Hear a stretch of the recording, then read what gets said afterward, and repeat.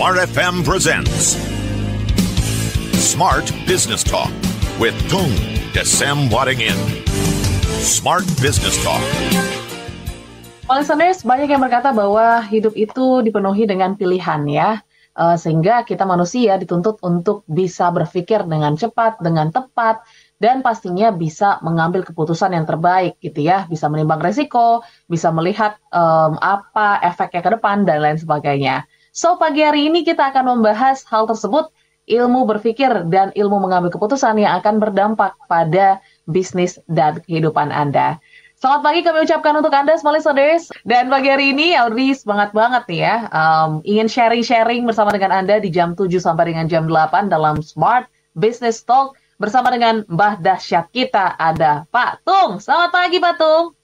Pagi yang dahsyat. Selamat pagi Kak Audrey yang dahsyat. Ya penuh semangat. Juga smart listener seluruh jagat raya. Pendengar Instagram saya juga seluruh Indonesia Raya ataupun seluruh dunia raya.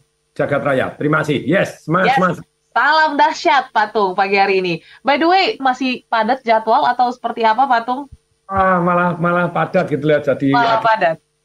Oke. Nah, hari ini kita membahas satu topik yang menarik gitu ya. Ilmu penting dalam bisnis dan kehidupan, yaitu ilmu berpikir dan ilmu mengambil keputusan. Nah, ini sebenarnya sepenting apa nih Pak Tung? Karena kan sekarang eranya kita dituntut mengambil keputusan dengan cepat.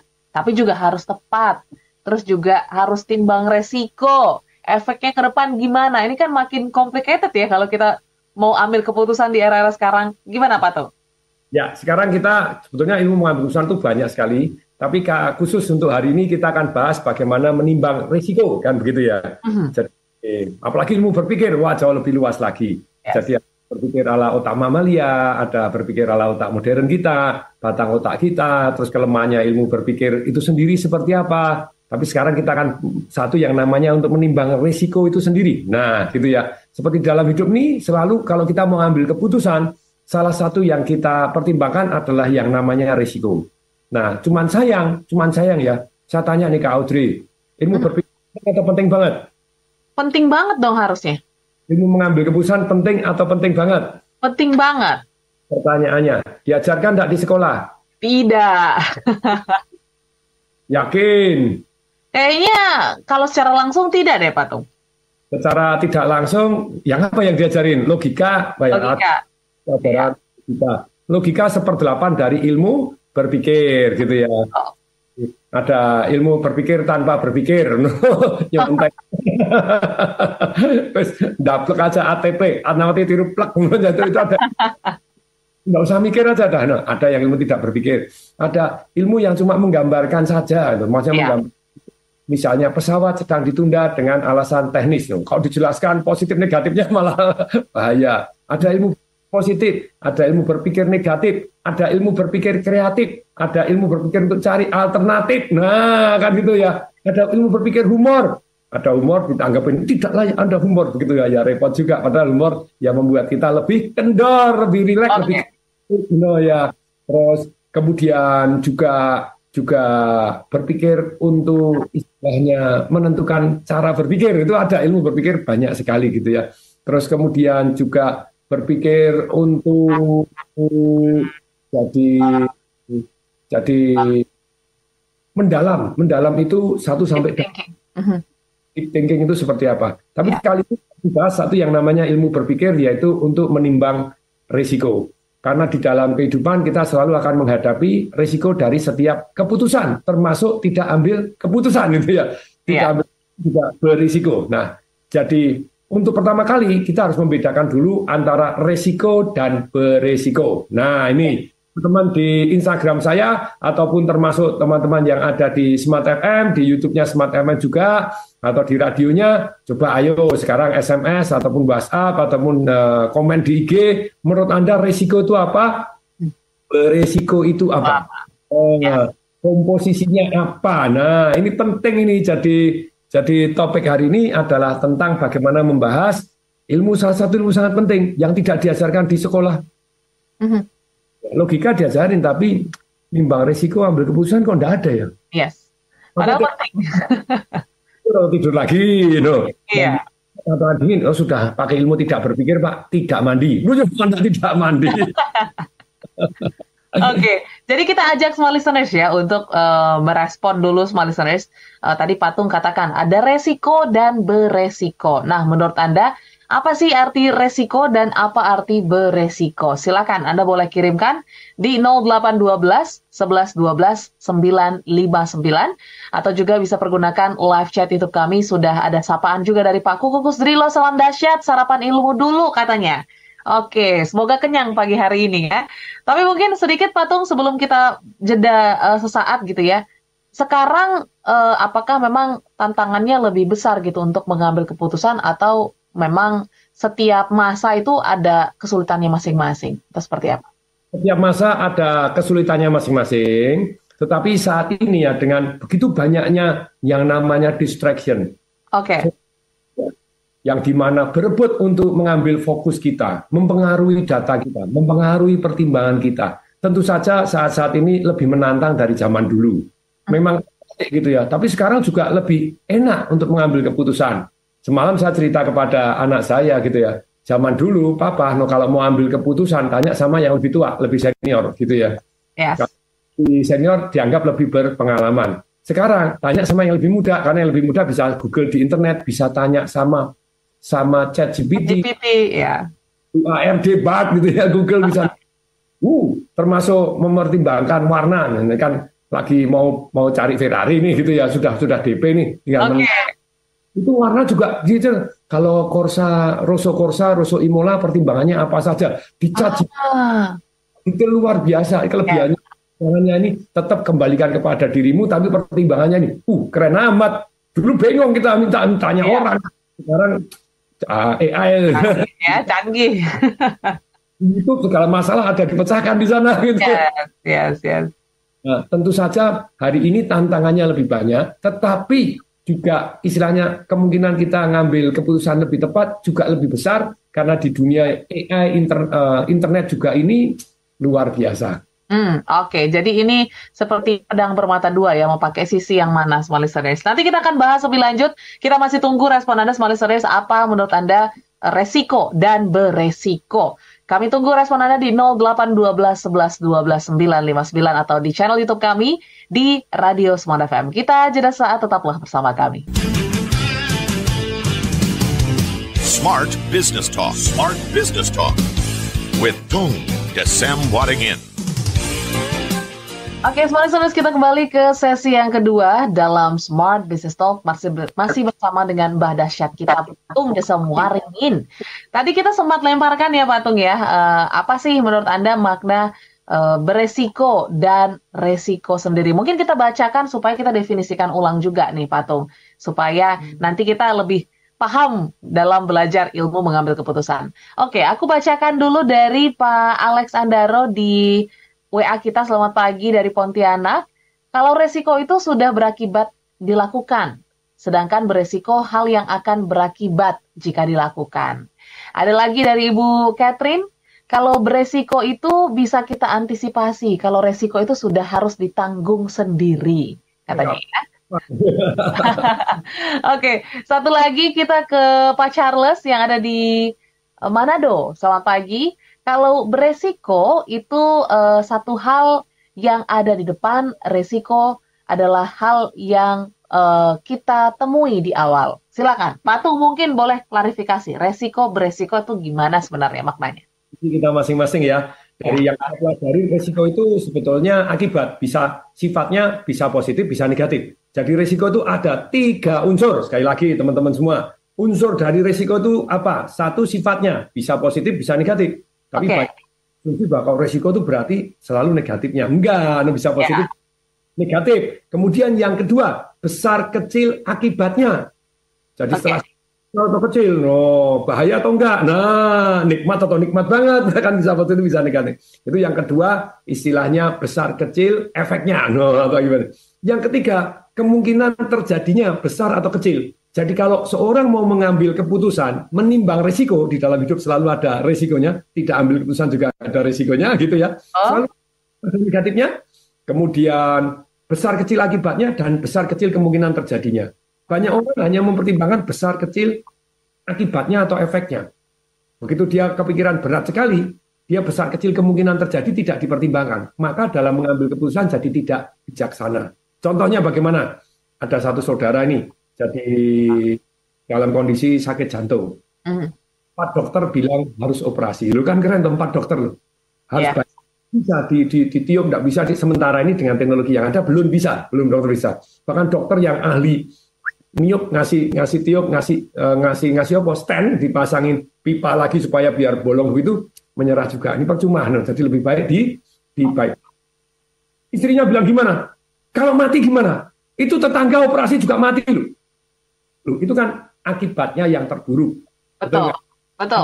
Itu besar kecil kemungkinan terjadinya. Nah, di dalam kehidupan, di dalam bisnis, kalau kita menimbang resiko, perhatikan tadi 3 unsur, positif atau negatifnya. Loh, karena kalau sekarang dioperasi, positifnya jadi plong, jadi kemungkinan hidup nambah 10 tahun. Ada nggak? Ada. Kemungkinan positif, kemungkinan negatif selalu ada. Pertanyaannya, berapa besar kemungkinan terjadinya? Nah, saya sampai nanya sama dokternya, yang ahli, jangan buru-buru, karena dia bukan ahli operasi, dia ahli stent. Ahli stent, bukan di bypass pakai ini. Nah, kemudian dia kan paling anti, itu tunggu dulu, diperiksa teliti, dia bilang, tidak bisa, harus di bypass. Dia bilang gitu. Terus kemudian kita tanya, karena supaya tenang toh, Pak, kalau dioperasi, jadi kemungkinan matinya berapa persen? Pokoknya dokternya nyebelin, 100%. Loh, dokter kok nakut-nakutin? Loh lah iya toh, Anda nggak usah dioperasi juga mati 100% kemungkinannya. Oh, kurang detail lagi. Oke. Jadi maksudnya mati karena operasi itu berapa persen? Kalau sekarang operasi jantung 0,01%, sangat aman sekarang. Jadi jauh lebih aman dari zaman dulu. Wah, jauh lebih sederhana daripada yang ditakutin orang. Oke. Sekarang pertanyaan kedua, dokter. Kan harus ditimbang toh positif dan negatifnya berapa besar kemungkinan terjadinya toh. Kalau ini kan kemungkinan suksesnya 99,99% misalnya gitu ya. Nah, sekarang dokter, kalau tidak dioperasi, kan gitu toh. Alternatif ditimbang semua toh. Kan negatifnya. Kalau tidak dioperasi, kemungkinan matinya berapa persen? Jawabannya dokternya gimana? Sudah Anda tebak? 100% lagi kan ya. Dokternya kadang ya rodok nganyel kayak gitu ya, menimbang risiko. Loh, lah kok 100? Lah iya toh Pak dong, gitu loh ya. Kalau kamu enggak dioperasi ya tetap mati juga toh. Iya, maksudnya kapan? Langsung dokternya ngomong wajahnya serius sekarang. Anytime. Saya dokter ahli jantung. Kamu serangan jantung di depan saya. Saya punya obat-obatan, punya begini. Mati ya mati.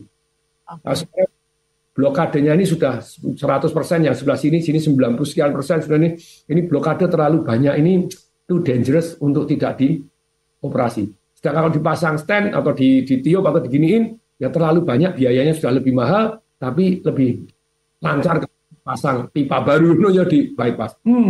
Luar biasa. Nah, ini ilmu menimbang risiko. Tolong ditulis dong, ayo semuanya ketik juga supaya Anda ingat. Unsur apa kalau Anda mau belajar mengambil keputusan dalam kehidupan ini, itu ya berpikir risiko, 1 positif negatifnya. Yang kedua, besar kecil efek atau akibatnya. Yang ketiga, besar kecil kemungkinan terjadinya. Mari kita bahas, coba misalnya. Lagi dengarkan siaran radio Smart FM pagi hari ini. Apa risiko positifnya? Wah, Pak, saya jadi ahli mengambil keputusan, jadi ahli memilih risiko, saya jadi sukses kaya raya, keputusan saya lebih banyak tepatnya, walaupun tetap manusia, enggak bisa tepat 100%, kan gitu ya. Oke, nice. Itu kemungkinan positifnya. Kemungkinan negatifnya yang paling besar apa? Mati enggak? Kejatuhan, ketabrak pesawat terbang, mungkin enggak? Ya, bawa mobil, kurang fokus jadinya ya, Patung ya, bisa juga. Dengerin sih masih fokus lumayan, tapi kalau Anda di rumah, mungkin enggak Anda kejatuhan pesawat terbang, wah, jedul pesawat terbang nabrak di rumah Anda. Mungkin, tapi terjadinya kecil. Kemungkinan terjadinya besar dan negatif dan banyak terjadi. Apa itu? Anda pagi-pagi lagi dengerin radio begini, Anda kentut, terpaksa menghirup kentut Anda sendiri. Itu banyak terjadinya karena kentut itu ternyata tanda bahwa perut kita sehat, gitu loh. Jadi bisa kentut. Buktinya kalau mau operasi Anda atau sudah operasi, dokter sudah kentut belum? Belum, nggak boleh masuk di ICU dulu, di pengamatan dulu. Sudah kentut boleh pindah ke ruang perawatan. Nah, kentut penting. Nah, itu banyak yang Anda demam ini pasti pagi-pagi sudah kentut. Ayo, terpaksa Anda hirup sendiri gitu ya. atau Anda kipas-kipaskan ke orang lain. Nah, kemungkinan ada yang positif, ada yang negatif sifatnya, efeknya ada yang besar, ada yang kecil, kemungkinan terjadinya ada yang besar, ada yang kecil. Ketabrak pesawat, kemungkinannya kecil, Pak Tung, bisa diabaikan. Nice, jadi Anda harus ngambil keputusan berdasarkan seperti ini. Gitu, Kak Audrey. Oke, jadi tadi kalau bicara tentang resiko ya, small listeners, ada 3, ada sifat, akibat, dan kemungkinan. Jadi Anda bisa timbang-timbang ya dari sisi positif negatif, ataupun mungkin dari besar kecil akibat dan juga kemungkinan terjadinya. Nah itu kalau resiko, Patung. Kalau beresiko, kita langsung move saja. Gimana? Kalau berisiko ketika Anda sudah menimbang positif dan negatifnya, ya toh, terus kemudian Anda sudah menimbang besar kecil efeknya, besar kecil kemungkinan terjadinya, dan Anda bandingkan dengan kemampuan dan kemauan Anda menerima baik risiko positif maupun negatifnya tadi, menerima risikonya, ada 3 unsur tadi. Anda tidak mampu dan tidak mau, bagi Anda berarti berisiko. Oke. Untuk menimbang kemampuan Anda, kemampuan itu ada apa? Nomor 1 mental dulu. Mentalnya orang ada yang kalau gagal, so what, kita mulai lagi. Kan gitu ya. Tergantung mental Anda, 1. Kemudian yang kedua apa? Tergantung kemampuan Anda. Jadi bagi orang dianggap 1 berisiko. Berisiko itu adalah Anda sesuatu hal yang kalau terjadi Anda tidak mampu menerima efek negatifnya, itu berisiko secara umum. Jadi ketika Anda menimbang apa? Kemampuan mental Anda, kemampuan permodalan Anda, kemampuan pengetahuan Anda, kemampuan keterampilan Anda, kemampuan kenalan Anda, network Anda, backing, dan semua orang sendiri-sendiri. Makanya ketika saya investasi apa atau bagaimana, saya titip Pak Tung 100% saya tak kasihkan Pak Tung. Saya kan di Instagram, saya kan cerita, kalau Anda nih ada crazy rich menikah 75 miliar, nah kalau Anda dapat duit 75 miliar, mau Anda apakan? Anda bilang, saya titipkan Pak Tung, loh, jangan ikut-ikutan saya, kan gitu loh. Ya. Apakah 100% pasti berhasil? Belum tentu juga, ya. Kan 28 ya. Investasi yang jeblok kemarin masuk ke reksadana apa itu setelah beberapa tahun saya evaluasi setiap tahun ini malah ruginya 40%. Kenapa? Karena ketika turun tetap sekuritasnya atau tetap brokernya atau tetap fund manager itu tetap motong saya. Jadi 1M tinggal 500 juta tetap aja dipotong 2%. Jadi sekuritasnya untung melulu gitu ya. Kita untung gitu ya. Jadi saya not happy. Nah, tapi total saya karena saya melakukan satu yang namanya aset alokasi masih naik 12%. Kok bisa? Lah emas meledak tertinggi sepanjang sejarah, perak sudah rebound sampai 25. Gitu ya. It's just beginning gitu ya. Nah, tapi balik lagi nih Kak Audrey. Jadi berisiko itu setelah Anda menimbang risikonya serta kemampuan Anda untuk bisa menerima, Anda tidak mampu atau tidak mau. Itu berisiko. Contoh, Anda investasi sesuatu hal yang nilainya $1 juta, 15 miliar misalnya begitu ya. Terus kemudian Anda kerjasama dengan orang yang sudah masuk penjara 3 kali dan terbukti menipu orang. Dan Anda kenal juga baru aja kenal. Terus bidangnya Anda tidak paham. Nah, itu kemudian Anda tidak punya duit. Anda utang. Utang apa? Utang sampai gadekan rumah orang tua, rumah mertua. Rumah Anda satu gadekan masih kurang. Terus Anda utang kepada preman. Jadi premannya ngancam, kalau tidak bayar nanti anakmu awas gitu. Waduh, nah ini kan anaknya juga dijaminkan. Nah, berisiko nggak? Berisiko. Tapi bagi Bill Gates, dengan situasi yang sama persis, $1 juta, bagi Bill Gates berisiko nggak? Artinya tidak. Tidak, damai-damai aja ya. Paling risiko namanya dipakai gitu ya. Dan ngejret gitu ya. Sama, saya membantu marketing perusahaan apa begini. Nah, yang terakhir-terakhir ini saya lebih kalem, lebih ini. Tidak semua. Dulu saya jadi istilahnya mengendorse, oke, mau jadikan marketing, mau. Sekarang saya enggak. Saya mulai melihat lebih hati-hati lagi. Karena banyak advokat menggunakan nama saya. Kok ada Patung laris ya? Oh ya, makanya saya sudah ajarin murid-murid saya, jangan laris karena ada Patung, karena Anda sudah menimbang resikonya, berisiko atau tidak. Ya. Murid-murid saya mulai lambah pintar, ye.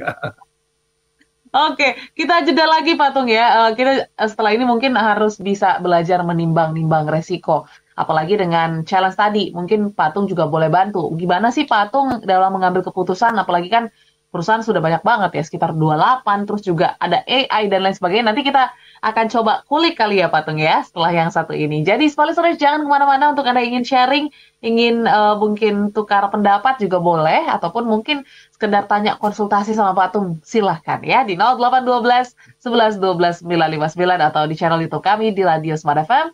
Kita akan kembali setelah jeda berikut. Smart Business Talk. Smart Business Talk with Tung Desem Wadingin.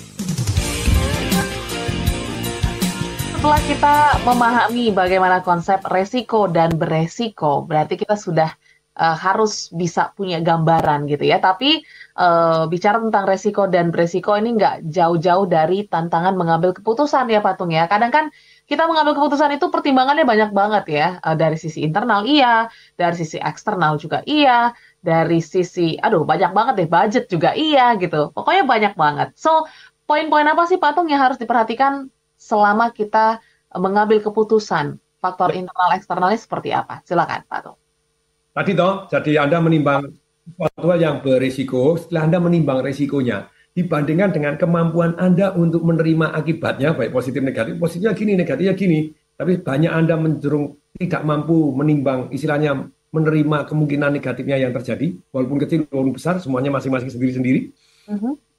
Jangan ikut-ikutan orang lain, seperti Bill Gates, $1 juta, enteng bagi dia nyumbang miliaran US dollar kok gitu ya. Tapi bagi orang yang sampai harus utang-utang, tidak bagus. Nah contohnya, banyak orang ini kejebak nih, Patung, kalau bisnis baru Patung, boleh nggak saya utang gadaikan rumah? Ayo Kak Audrey. Bahaya sih Patung kalau gadaikan rumah sebenarnya. Tapi tergantung resikonya seperti apa.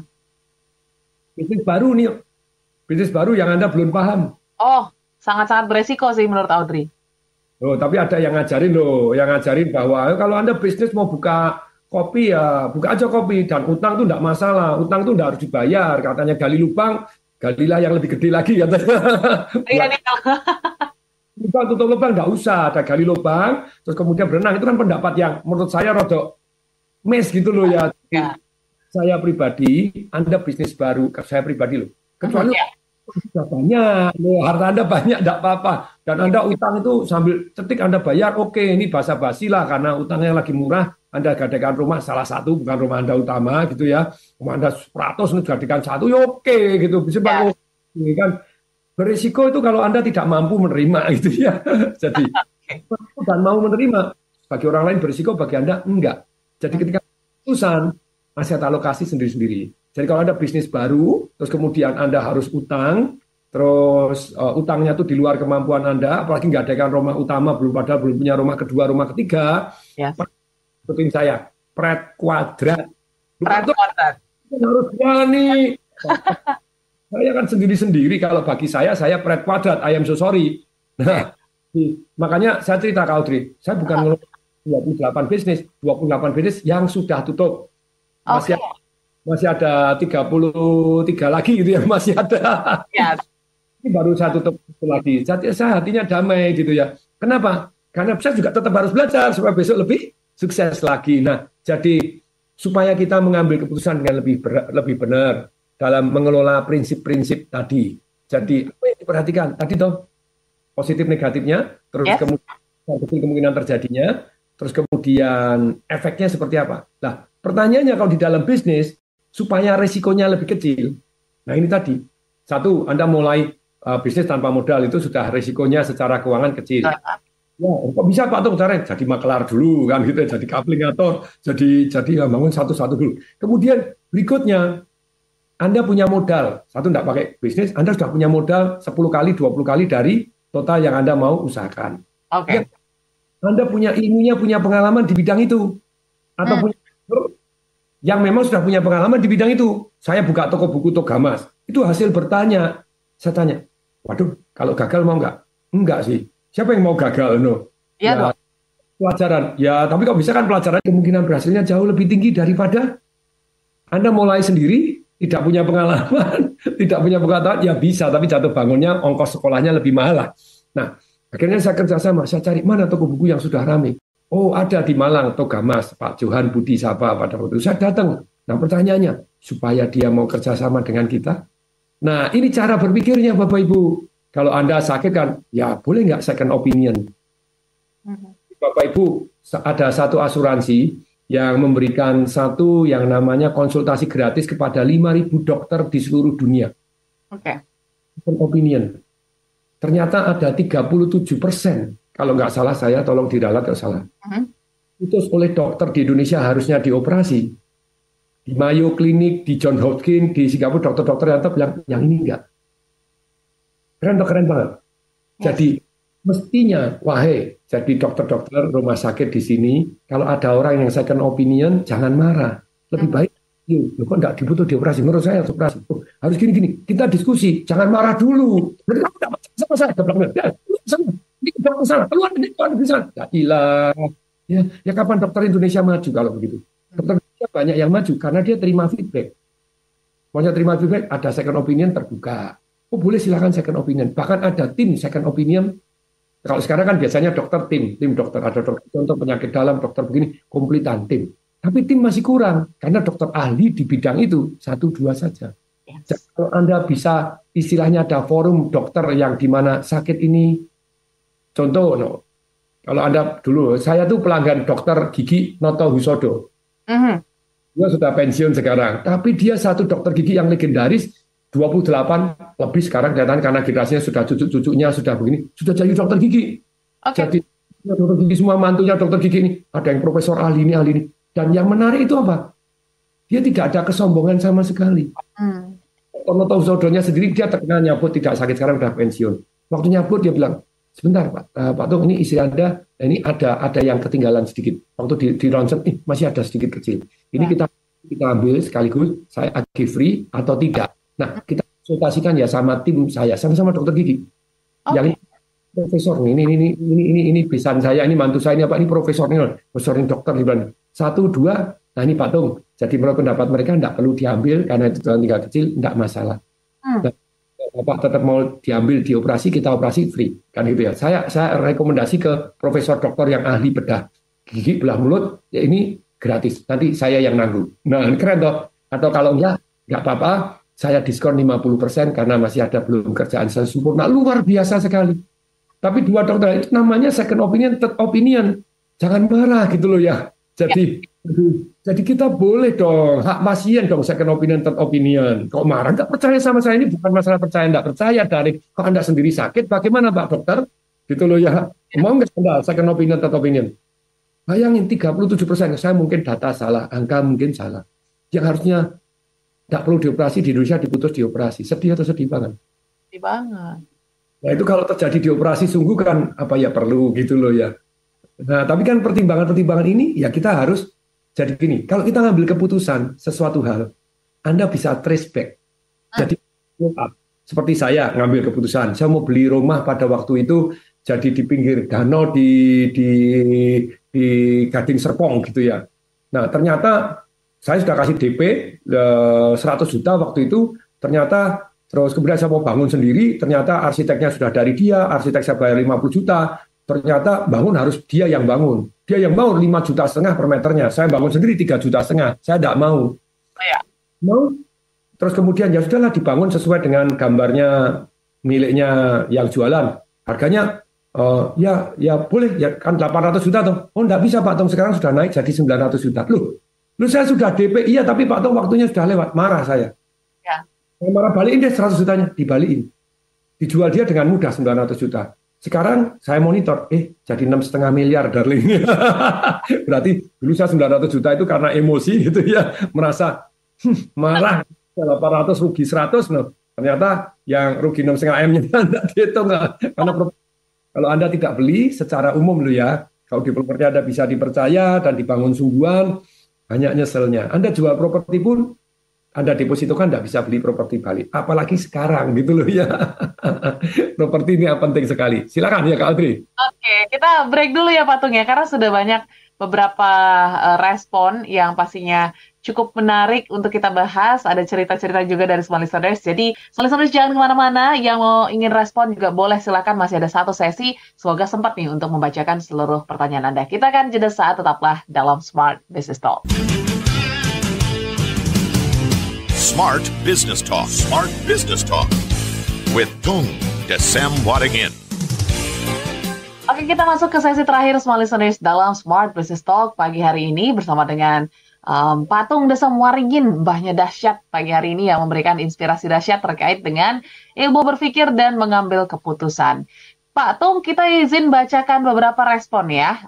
Kali ini ada yang ingin konsultasi nih Pak Tung dari Bapak Ebenezer di Cilengsi ya.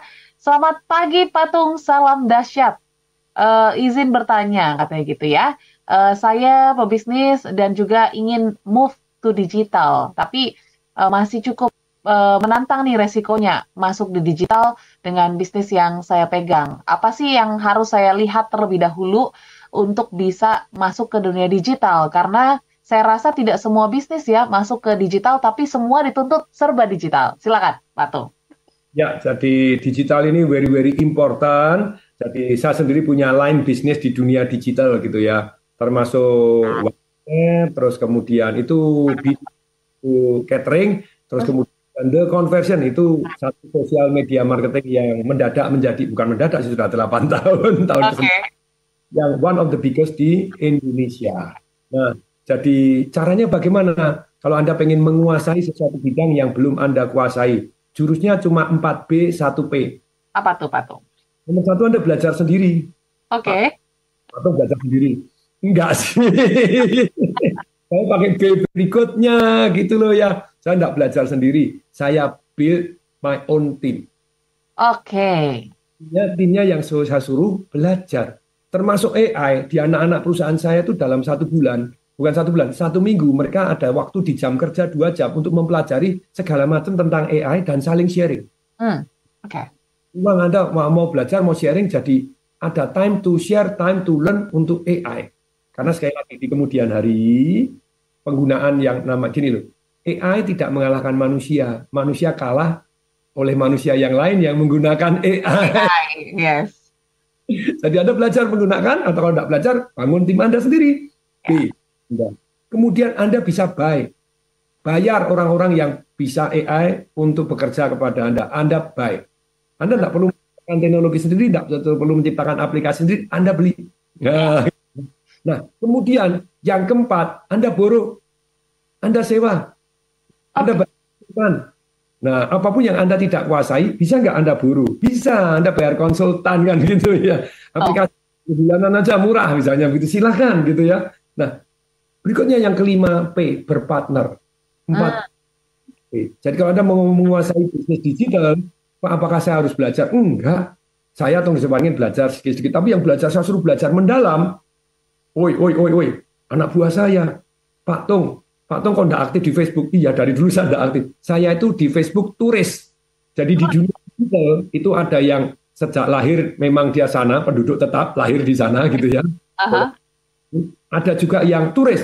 Pernah ke sana kemudian balik lagi. Kayak saya pernah di YouTube terus turis, kemudian ada juga yang imigran gitu ya. Imigran. Instagram, saya imigran. Saya pertama kali Instagram itu buka gara-gara mau komunikasi sama anak saya wangel. Jadi saya pakai WhatsApp, dia enggak pakai WhatsApp, dia pakai Line gitu ya. Setelah kalau dia ada baru butuh duit, ya baru ke WA saya. Saya butuh duit baru ke Line. Line saya hubungi ternyata enggak, Line sudah tidak populer lagi. Ternyata pakai IG Pak jadi Papa kalau nyari aku DM aja di IG ku. Ampun. Ya, tapi ya sekarang jadi saya pindah jadi penduduk tetap Instagram. Saya kan gitu ya. Yes, oke. Oke, jadi bisa belajar gitu ya. Belajar, build your own team, buy, borrow, dan cari partner gitu ya. Oke, ini menjawab untuk Pak Ebenezer. Selanjutnya ada dari YouTube kita, Patung, ada dari Pak Edward Huang. Ada buku yang bisa Patung rekomendasikan nggak untuk referensi kita dalam bentuk ilmu berpikir dan decision making? Boleh? Jelas. Desem Waringin yang namanya Life Revolution. Life Revolution. Ini Life Revolution. Ini bukunya tebel, ini berapa ratus halaman ini, buset, 400. Dapatinnya gimana Pak Tung? Ya cari di Gramedia atau Anda cari di 0813 kali 63873. Saya ulangi pelan-pelan ya. 08111 081-nya 3 kali 63873. 08111 081-nya 3 kali 63873. 12 ilmu penting di dalam kehidupan, salah satunya ilmu berpikir, ilmu mengelola emosi, ilmu nyontek caranya bagaimana, sampaikan caranya bagaimana, terus kemudian ilmu mengambil keputusan caranya bagaimana, termasuk mengambil keputusan dalam kondisi kritis seperti apa, ambil keputusan dengan cara yang namanya Edward de Bono, Bapak ilmu berpikir caranya gimana, cara Tung Desawaringin gimana, John F. Kennedy caranya bagaimana, Napoleon Hill caranya bagaimana, terus Benjamin Franklin caranya bagaimana. Ternyata ilmu mengambil keputusan itu sangat dibutuhkan dalam kehidupan kita. Cuma sangat jarang orang belajar secara sistematis. Kalau mau ikut seminar, boleh cari live revolusi, tapi saya setahun cuma sekali. Mengutamakan hal-hal yang penting dalam kehidupan ini. Betul, Pak Tung. Oke, nah ini ada pertanyaan lagi yang cukup menarik, Pak Tung ya. Kali ini kita ke Palembang. Selamat pagi untuk Bapak Rahman.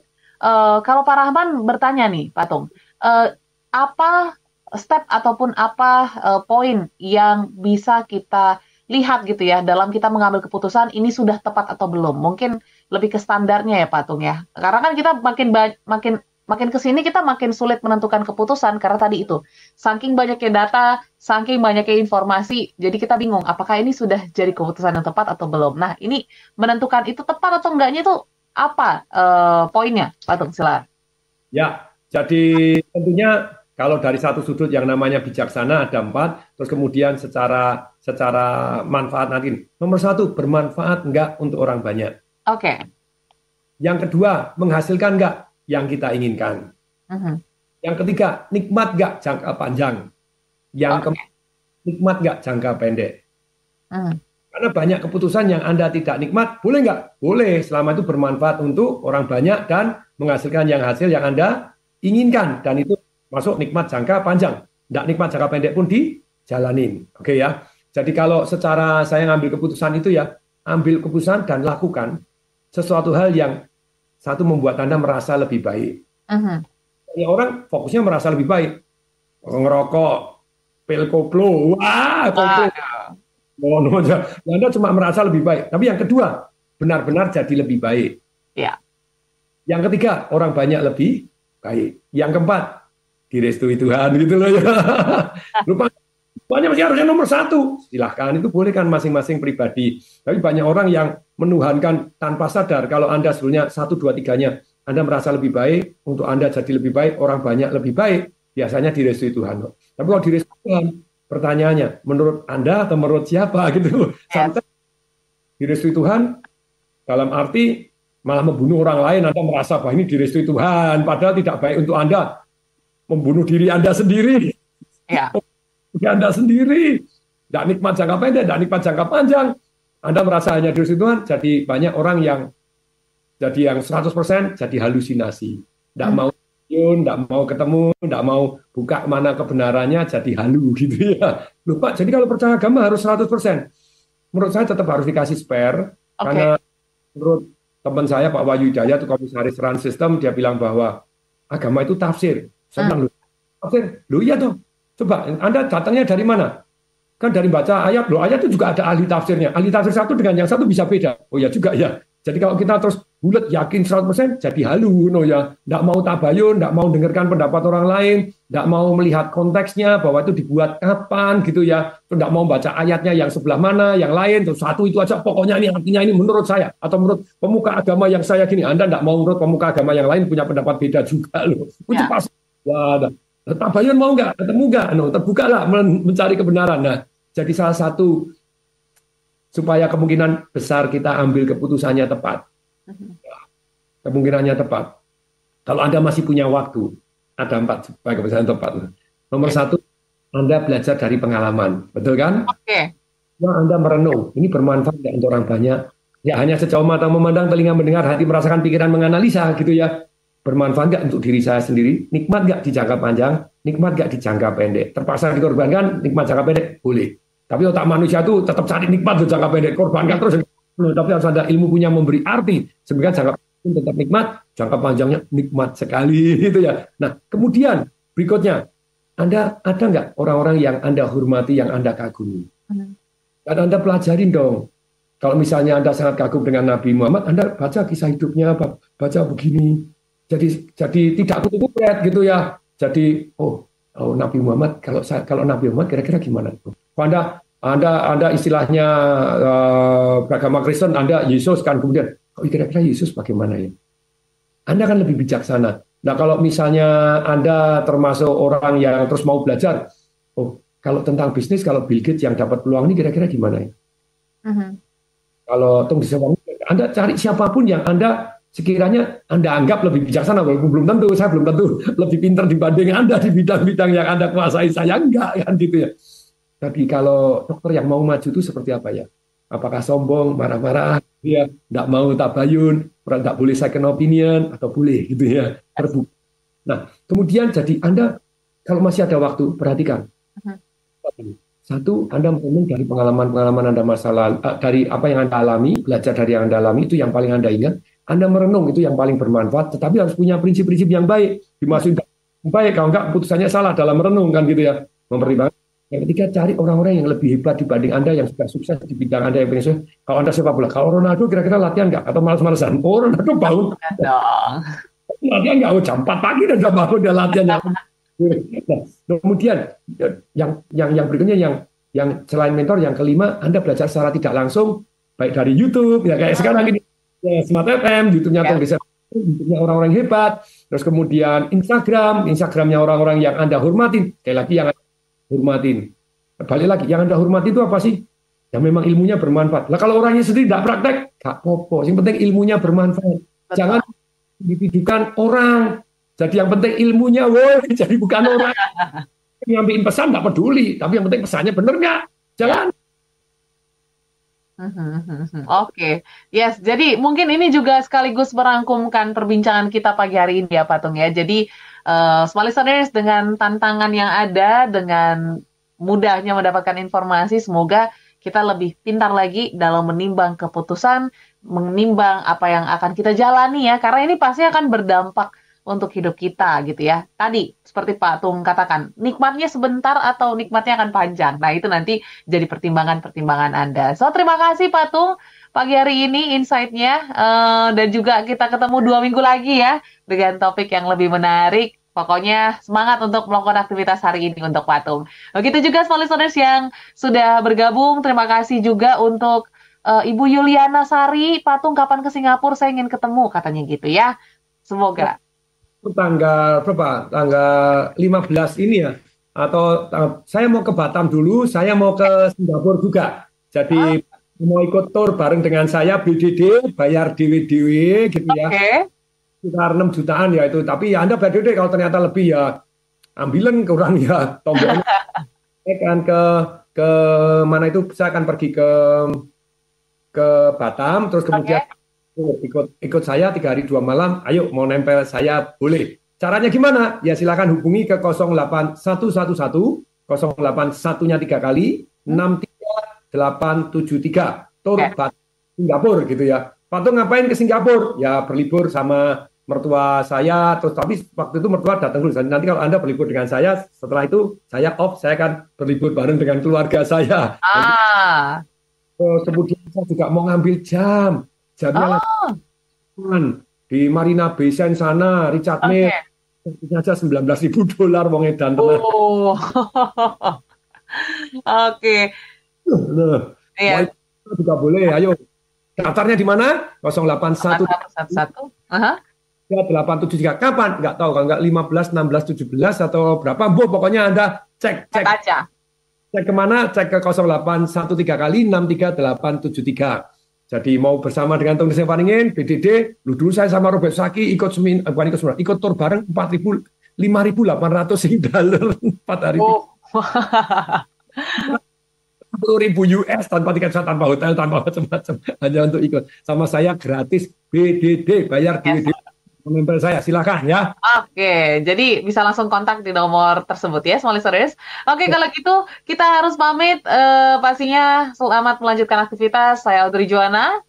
Tung Desem Waringin. Kami berdua mengucapkan salam dahsyat.